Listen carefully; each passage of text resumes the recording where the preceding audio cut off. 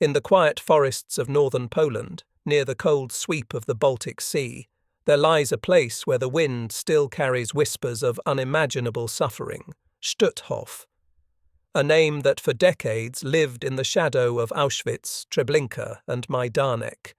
Yet its story is no less brutal, no less human, no less essential to remember. Stutthof was the first Nazi concentration camp built outside of Germany's pre-war borders, and among the last to be liberated. Over 110,000 people were imprisoned there. More than 65,000 never came out alive. The rest carried their scars into the world, scars that history must not allow to fade. This is the story of Stutthof, a place born from hatred, sustained by cruelty, and remembered through the silence of its dead. The year is 1939. Europe stands at the brink. In cafes, newspapers speak of crisis and peace missions, while in backrooms, generals draw lines across maps that will soon become front lines. Germany, under Adolf Hitler, has already annexed Austria and devoured Czechoslovakia. Now, the Führer's eyes turn east, toward Poland, the next step in his vision of a racial empire. Along the Baltic coast, the free city of Danzig, today's Gdańsk, becomes a flashpoint. It is a city suspended between worlds, ethnically mixed, politically volatile, governed by the League of Nations, yet dominated by a rising tide of German nationalism. For centuries, Danzig had been a crossroads, of merchants and sailors, of Poles, Germans and Jews, of languages that mingled on the wind like sea spray. But by the late 1930s, that diversity, once its strength, was becoming its target. Nazi ideology had taken root early here. The local Nazi party, banned in the early 1930s, re-emerged as the decade wore on, finding eager followers among the German majority. Propaganda posters appeared on street corners. Ein Volk, ein Reich, ein Führer. Polish institutions, schools, cultural centres, newspapers were harassed, vandalised or shut down. Jewish families faced boycotts and intimidation. Their synagogues were defaced, their shops marked with swastikas. The city's air, once filled with the sound of church bells and ship horns, now echoed with Nazi parades and military songs. For the city's Polish and Jewish residents, tension became a way of life. They were watched, whispered about, and reminded daily that they did not belong. Teachers were questioned about their loyalty. Priests were followed. Children were beaten for speaking Polish in the streets. It was not yet war, but it was no longer peace. On the night of August 31st, 1939, under orders from Berlin, a group of German SS operatives staged a fake Polish attack on a German radio station in Gliwice. The next morning, Hitler addressed the Reichstag. Since 5:45 a.m., we have been returning fire. The invasion of Poland had begun. Danzig erupted. Nazi flags flew from every building. The German battleship Schleswig-Holstein, anchored in the city's harbour under the pretext of a friendly visit, opened fire on the Polish garrison at Westerplatte. Within hours, Polish resistance in the city was crushed. Local Nazis, now backed by German troops, unleashed a wave of arrests and killings. Polish activists, scouts, teachers and priests were rounded up. Jewish homes were looted. Synagogues burned. The machinery of occupation clicked into motion with terrifying speed. And amid this chaos, the first outlines of Stutthof began to take shape. 36 kilometres east of Danzig, near the small village of Stutthof, lay a quiet stretch of countryside, forests, fields and dunes rising gently toward the sea. It was an unremarkable place, known mostly for its sawmills and its salt air. But its isolation made it perfect for a purpose that demanded secrecy. In the first days of September 1939, local SS units and members of the Danzig police began converting a small civilian area into what they called a civilian internment camp. They fenced off a patch of land, built a few barracks and erected watchtowers. To the outside world, it was a temporary holding site for political prisoners. In truth, it was the seed of something far darker. The first commandant, SS officer Max Pauli, arrived soon after. A man of strict discipline and cold ambition, Pauli had already proven himself a loyal servant of the Reich. Under his supervision, the camp's purpose hardened. It would not only hold Poland's enemies, it would break them. On September 2nd, 1939, one day after the invasion began, the first prisoners arrived. They were Polish civilians from Danzig and the surrounding area, community leaders, journalists, teachers, priests, even Boy Scouts. Their crime was simple: they were Polish. The SS labelled them political, enemies, saboteurs, anti-German elements. In truth, they were the first victims of a system that would soon stretch across a continent. The prisoners were forced to build their own confinement. They felled trees, dug ditches, laid barbed wire, and constructed new barracks under the whip of guards who laughed as they worked. The camp at this stage was crude: wooden huts, muddy paths, a few rough fences. But within weeks it was already functioning as a miniature prototype of the Nazi camp system, complete with commandant, roll calls, forced labour, and death. One survivor later recalled those first weeks. "We slept on straw that stank of rot." The guards shouted that we were no longer people, we were pigs. Every morning someone was missing. We learned not to ask where they went. By the end of 1939, the camp held several thousand prisoners. Executions began almost immediately. Polish leaders and intellectuals were shot in nearby forests, their bodies buried in shallow graves beneath the pines. Others were tortured until they died, their names recorded neatly in German ledgers. For the SS, Stutthof was already proving its usefulness. Over the next 2 years, Stutthof evolved from a local terror site into part of the Nazi empire of camps.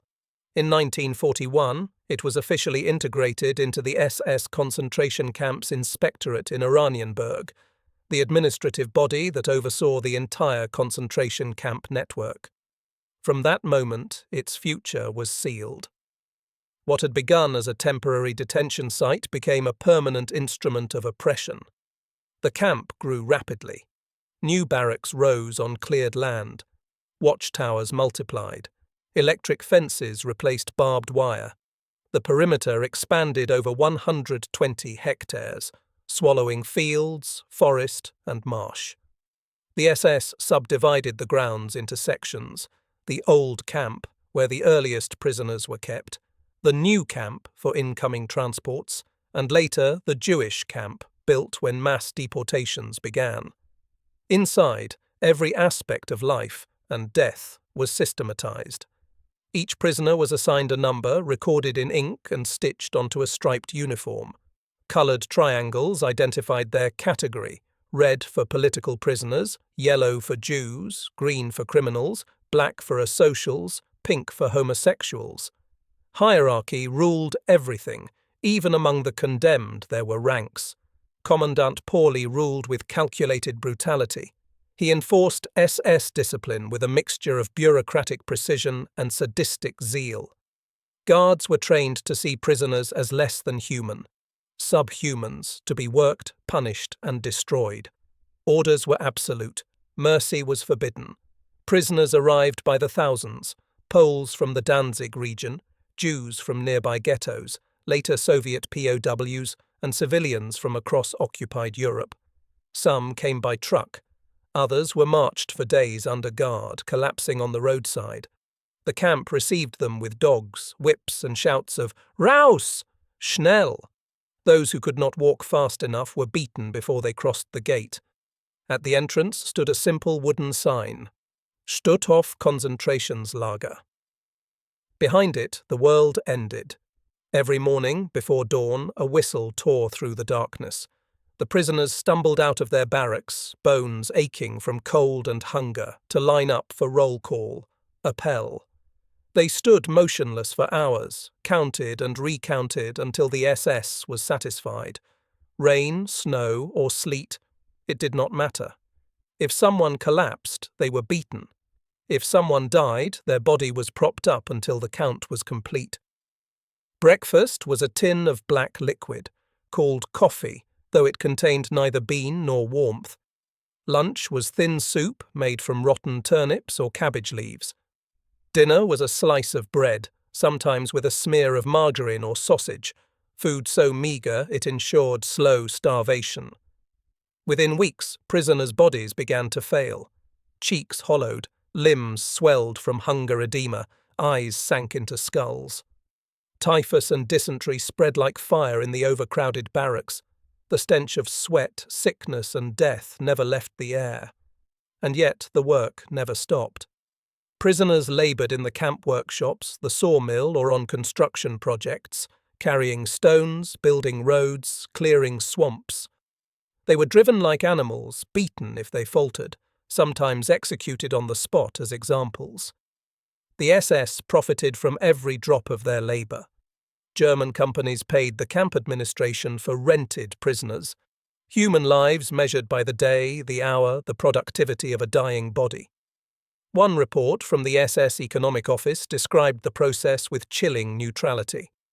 Work efficiency has declined due to inadequate nutrition.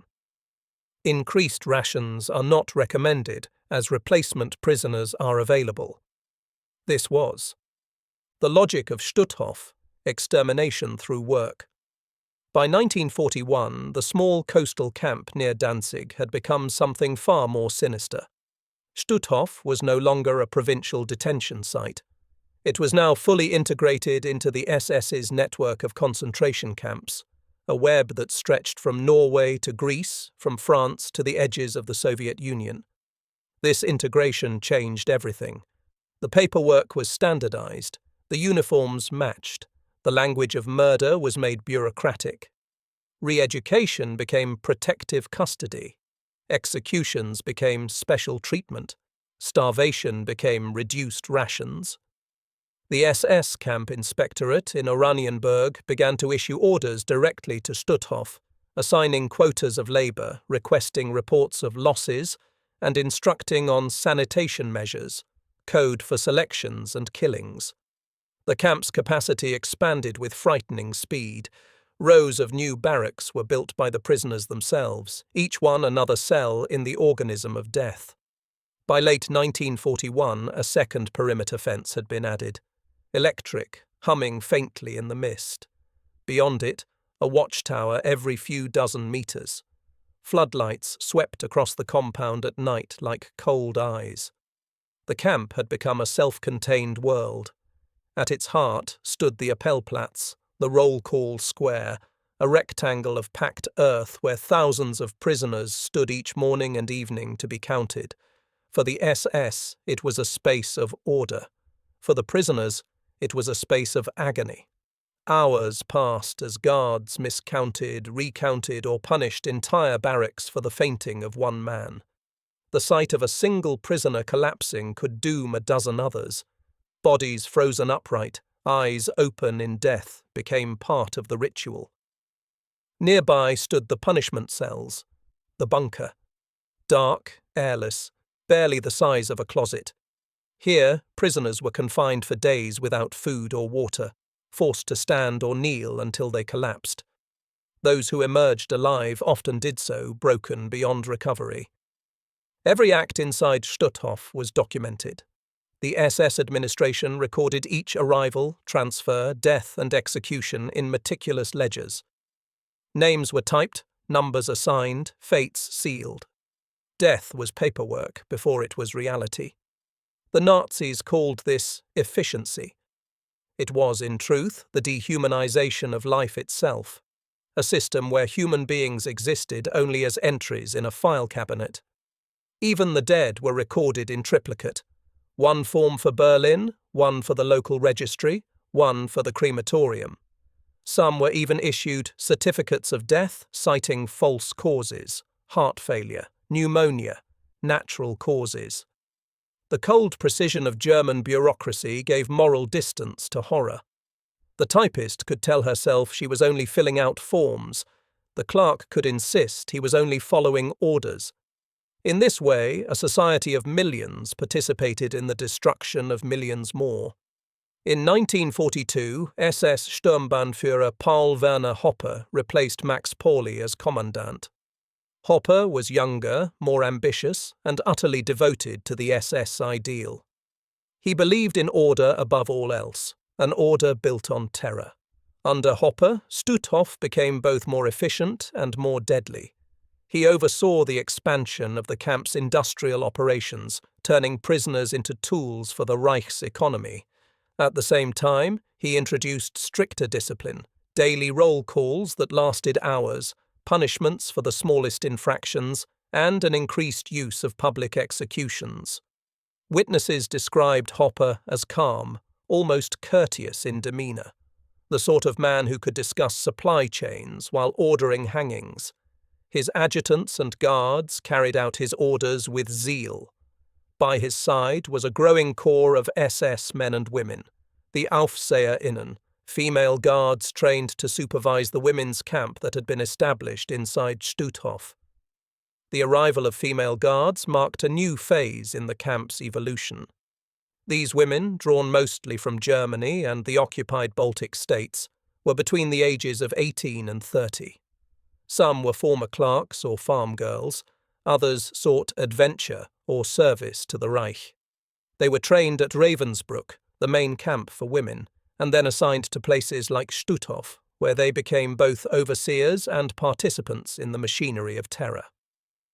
By war's end, more than 130 female guards had served at Stutthof. They wore grey-green uniforms, carried whips, and patrolled the barracks with dogs. Their duties included escorting work details, enforcing discipline, and selecting prisoners for punishment or execution.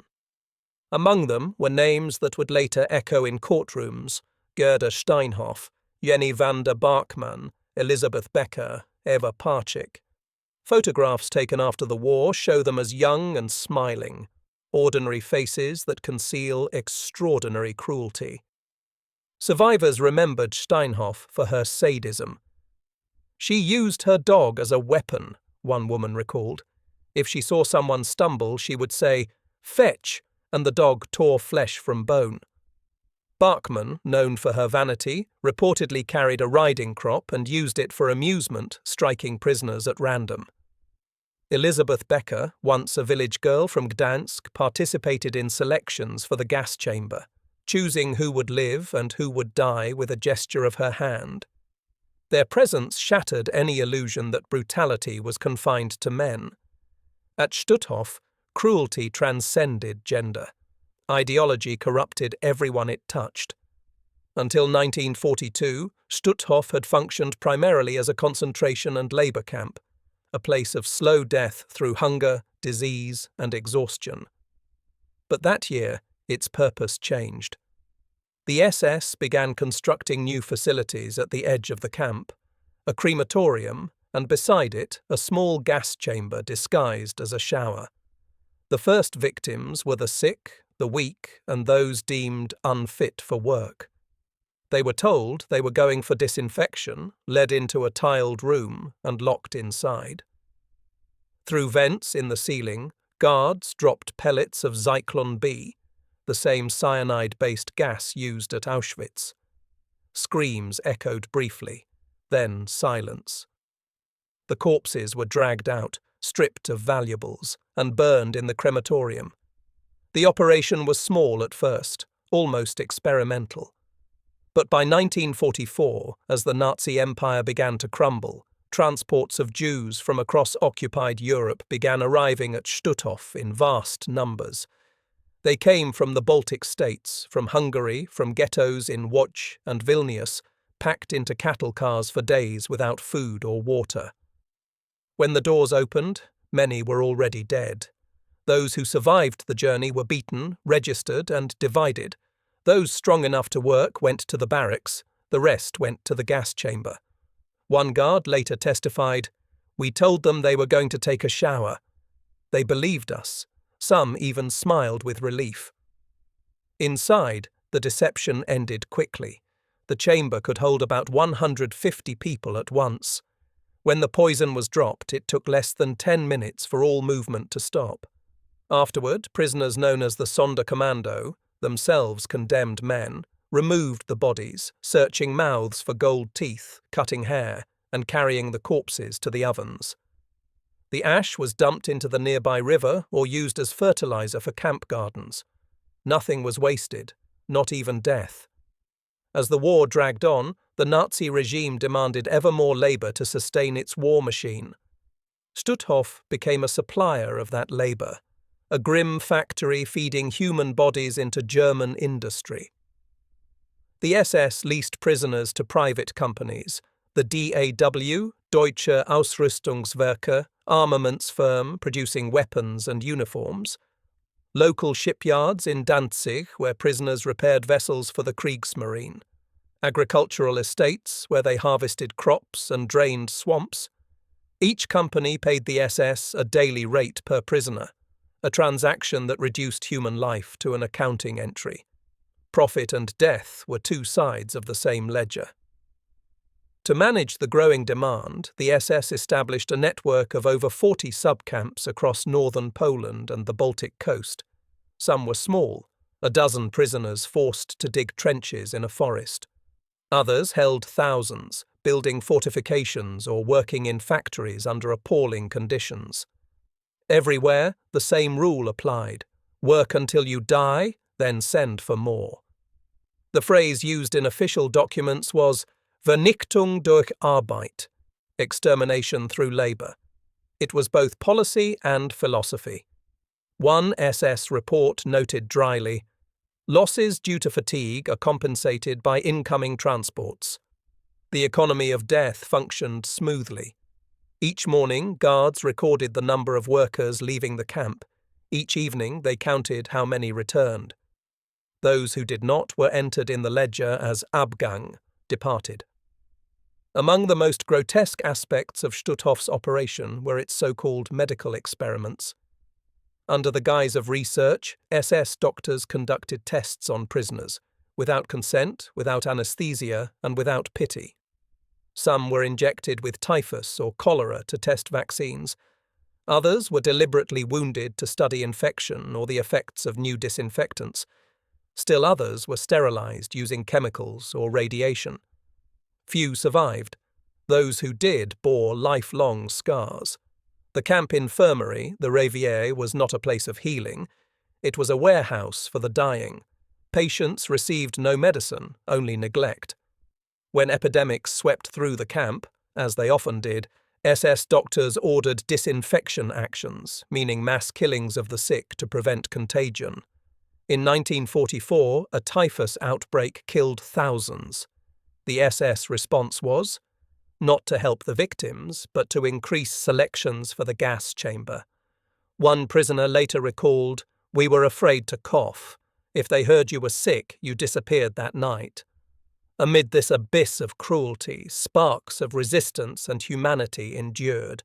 For many prisoners, faith, religious, moral, or simply in one another, became the last refuge. Catholic priests held secret masses using crumbs of bread as communion.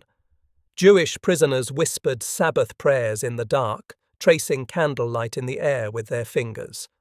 A group of Norwegian inmates organized clandestine lectures and songs in their native language, reminding each other that culture was a weapon against oblivion. A Polish teacher wrote on a scrap of paper hidden beneath a bunk, "If I die here, let someone know I was once alive and loved." The paper survived. She did not. Some prisoners risked their lives to help others, sharing food, smuggling medicine, hiding the weak during selections. These small acts of solidarity were forms of defiance, invisible yet powerful. There were also moments of open revolt. In 1944, rumours spread that the Red Army was advancing, that the war might soon be over. A group of prisoners planned an escape through the forest. Several managed to flee. Few survived long. But their attempt, their willingness to try, gave hope to those who remained. One survivor said years later, "They were like a spark in the darkness. For a moment, we remembered what courage felt like. By 1944, Stutthof had become a world unto itself, a complete society of death. It held prisoners from more than 30 nations, speaking dozens of languages, bound together by suffering. Its fences enclosed every aspect of the Nazi vision: ideology, bureaucracy, industry, and murder.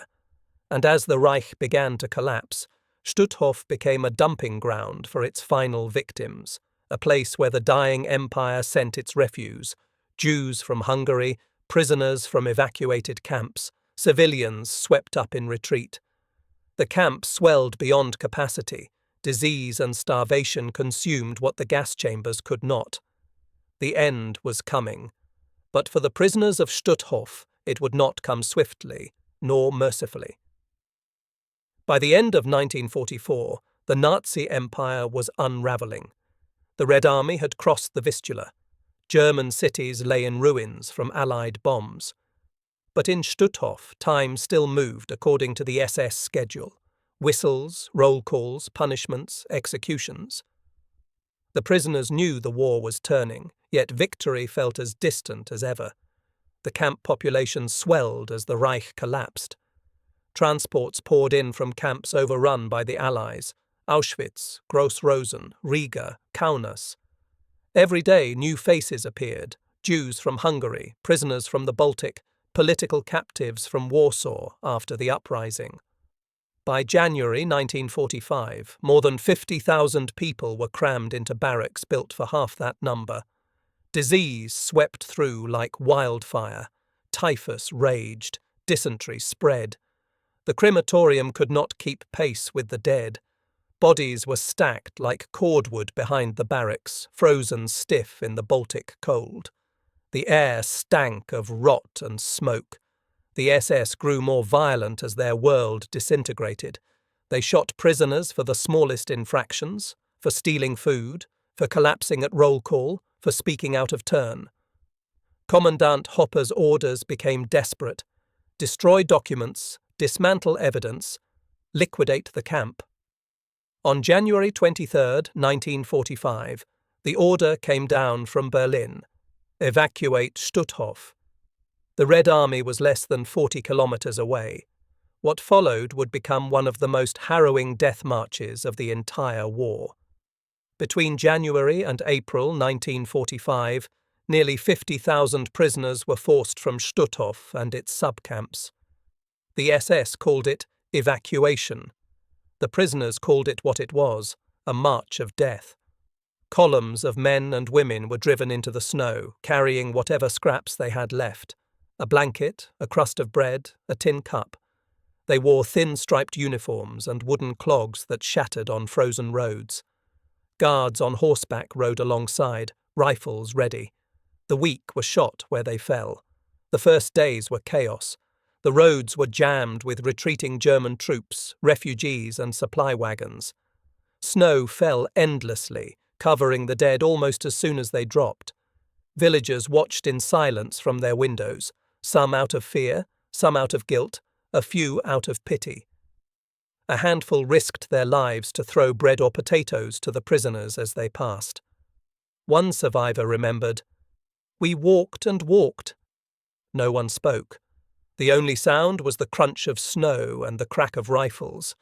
When someone fell, the guards said, "He rests now." The marches splintered into dozens of routes across northern Poland. Some groups turned west toward Lemborg, others north toward the Baltic coast. At night, prisoners slept in barns or open fields, pressed together for warmth. Frostbite blackened fingers and toes. The living huddled beside the dead. In February, one column was forced onto the frozen Vistula lagoon. The ice cracked beneath them, hundreds drowned. Those who reached the opposite shore were herded into barges or trucks, many never seen again. Others were loaded onto ships in the Baltic Sea: the Cap Arcona, the Thielbeck, and the Athen. In May 1945, those ships, packed with prisoners, were mistaken by British pilots for troop transports and bombed. Almost everyone aboard perished. Thousands of Stutthof inmates died not in camps, but in the sea, burned and drowned as the Reich collapsed around them. By April, only a fraction of those who had left Stutthof were still alive. The rest lay buried beneath snowdrifts, in roadside ditches, in shallow graves dug by trembling hands. For them, liberation never came.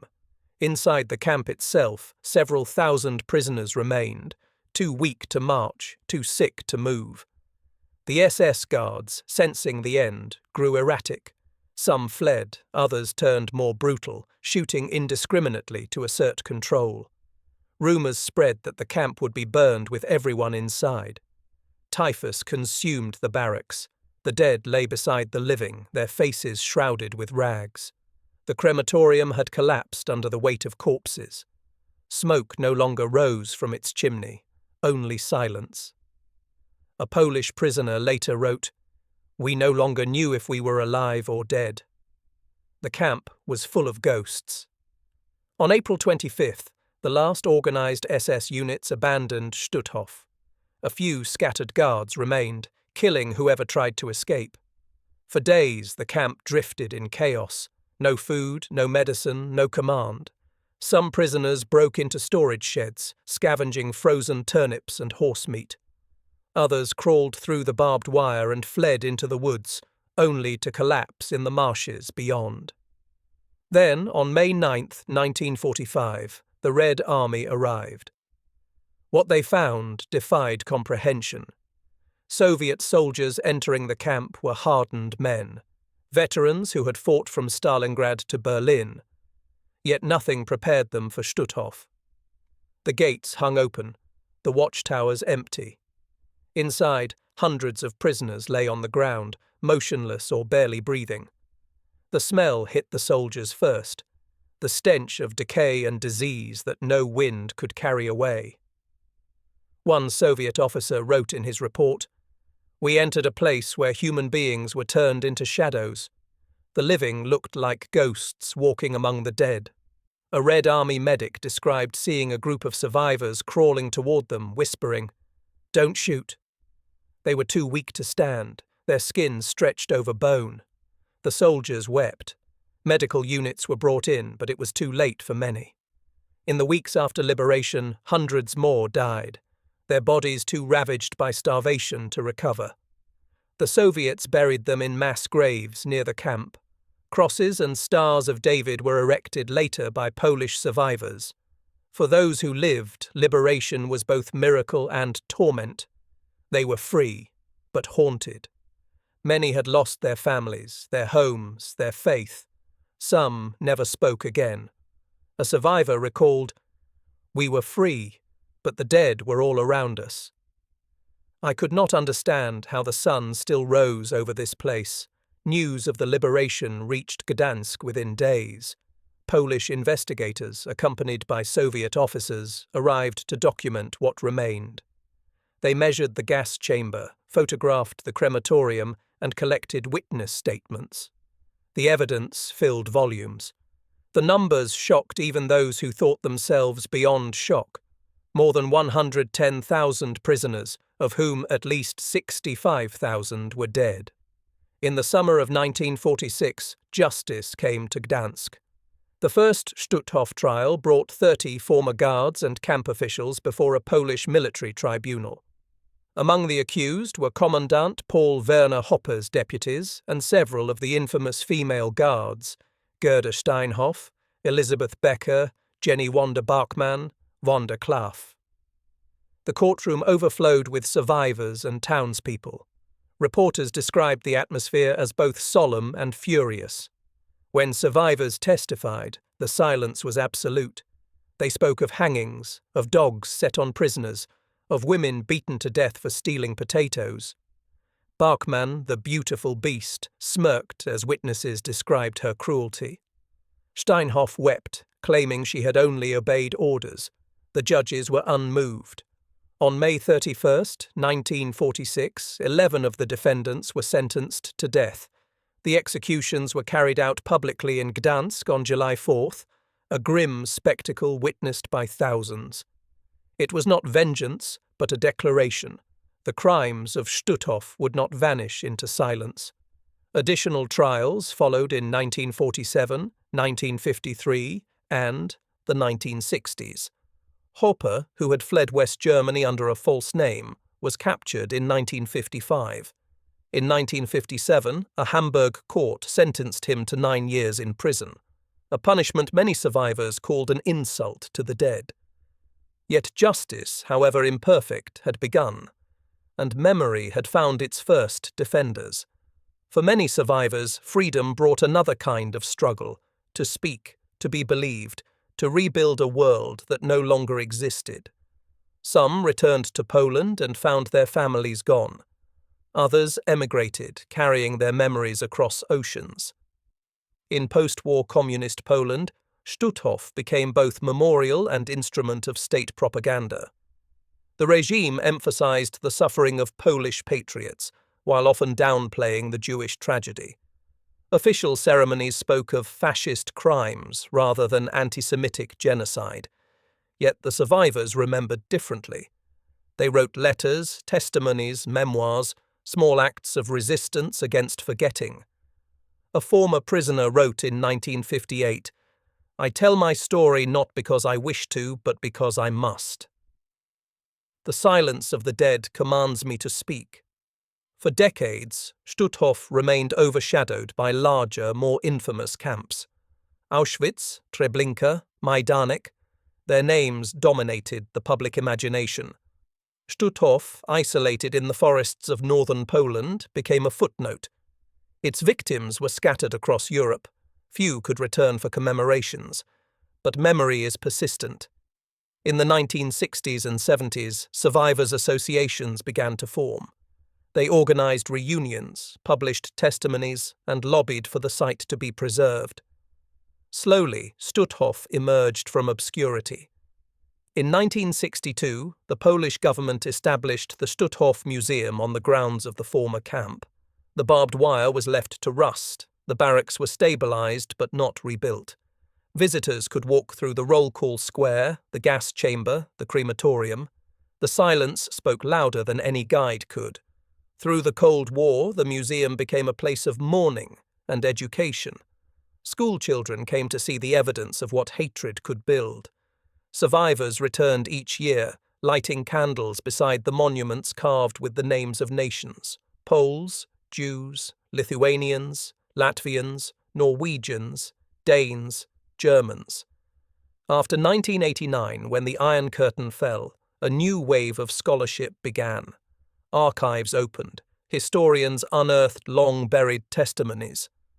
The full international scope of Stutthof's victims came to light. Artifacts emerged from the soil: spoons, buttons, scraps of cloth, children's toys, each one a fragment of a life interrupted. One discovery in 1992 stunned even seasoned researchers: a small metal pendant engraved with the words, "I will return." It had belonged to a 15-year-old girl from Riga. She never did return. In recent decades, justice flickered back to life. German prosecutors reopened old cases under a new legal interpretation: that even without direct participation, service in a death camp constituted accessory to murder. In 2018, a 94-year-old former Stutthof guard was convicted.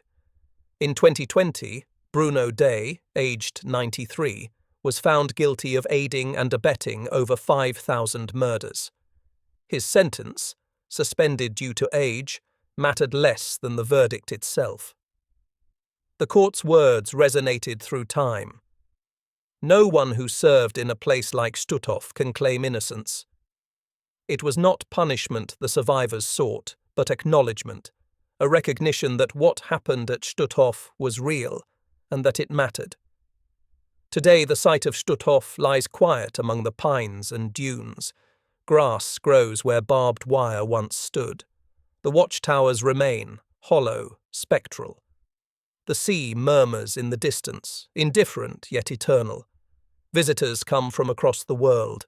They walk the same paths the prisoners once marched, stand on the Appellplatz where thousands were counted and beaten. Some weep.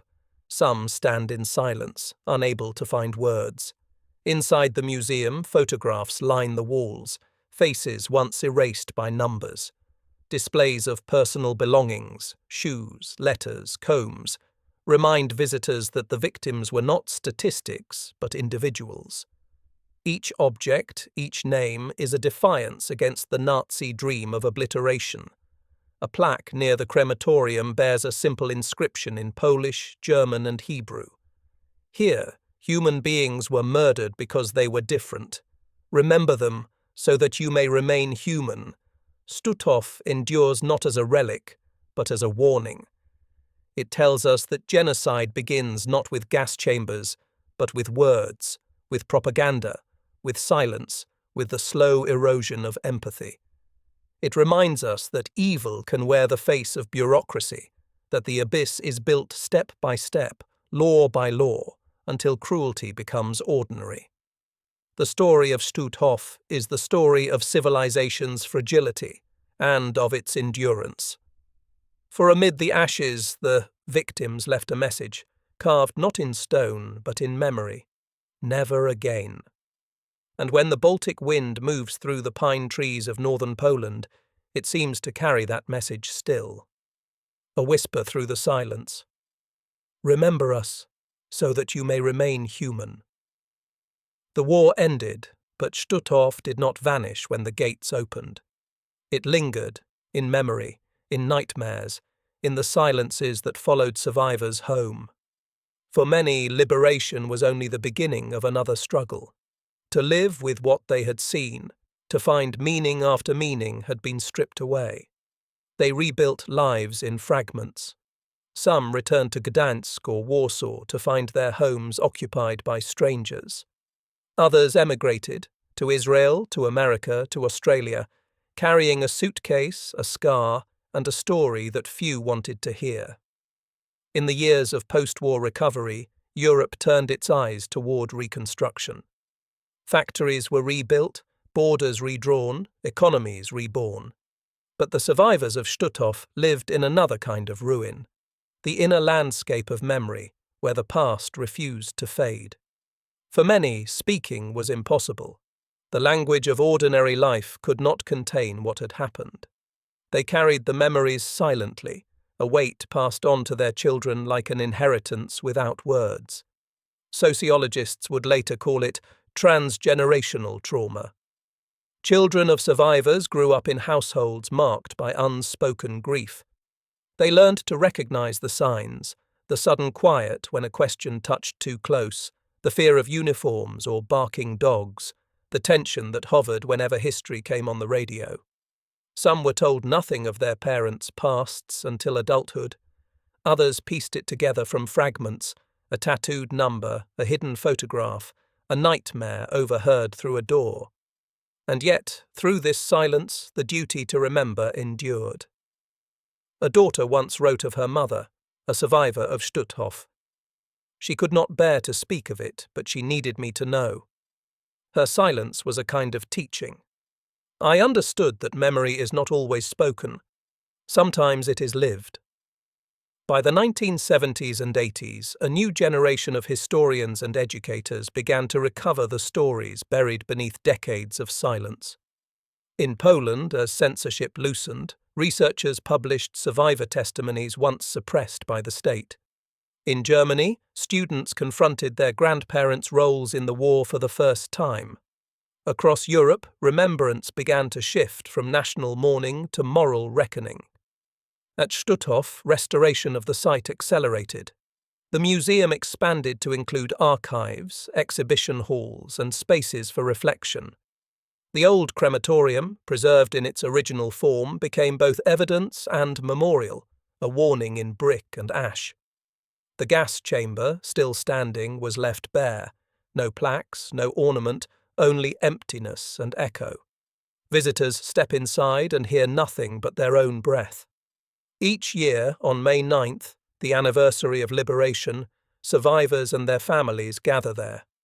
They light candles, place wreaths, and read aloud the names of those who never came home. The crowd grows smaller each year as time takes its witnesses, but the younger generations stand beside them, children and grandchildren, holding photographs instead of hands. A granddaughter of a Polish teacher murdered at Stutthof once said during the commemoration, "I never met my grandmother. But when I come here, I feel she is not only remembered, she is present. Memory keeps her alive in us, even as remembrance deepened, denial found its voice." In the 1990s and 2000s, as Holocaust survivors aged, fringe groups and conspiracy theorists resurfaced with claims that the crimes were exaggerated or fabricated or taken out of context. Stutthof, smaller and less known than Auschwitz, became an easy target for distortion. Historians responded with evidence: the blueprints of the gas chamber, the transport lists, the SS files, the testimonies of hundreds of witnesses. The facts were irrefutable. But denial was never about facts. It was about fear and ideology, the same currents that had once built the camps themselves. For this reason, education became a moral duty as much as an academic one. Holocaust educators across Europe began including Stutthof in their curricula, not just as history, but as warning. They taught that genocide does not begin with gas chambers. It begins with words, with prejudice, with silence. Students learned not only what happened, but how it happened, how ordinary people became instruments of evil through obedience, apathy, or hate. A teacher in Gdańsk explained to her class during a visit, "When you walk these grounds, you are not only walking on history. You are walking on the proof of what happens when people stop seeing each other as human." The most unsettling truth of Stutthof, and of the Holocaust as a whole, is that it was built not by monsters, but by people. The guards were not demons in disguise. They were clerks, farmhands, housewives, secretaries. They filled out forms, fed dogs, smoked cigarettes, and went home at night. They married, wrote letters, listened to music. They lived ordinary lives in the service of extraordinary cruelty. Historians call this the banality of evil, the terrifying normality of those who commit atrocities because obedience feels easier than conscience. Stutthof embodies that lesson with brutal clarity. The SS administrators documented everything: the number of prisoners processed, the quantities of Zyklon B ordered, the revenue from forced labor, the cost of funerary ashes. Every murder had a receipt, every life had a file. Evil was not chaos, it was order. For modern readers and visitors, this is perhaps the most disturbing revelation. That civilization, law, bureaucracy, science, can become the instruments of inhumanity when guided by ideology instead of empathy. Stutthof's archives remind us that genocide is not the absence of civilization.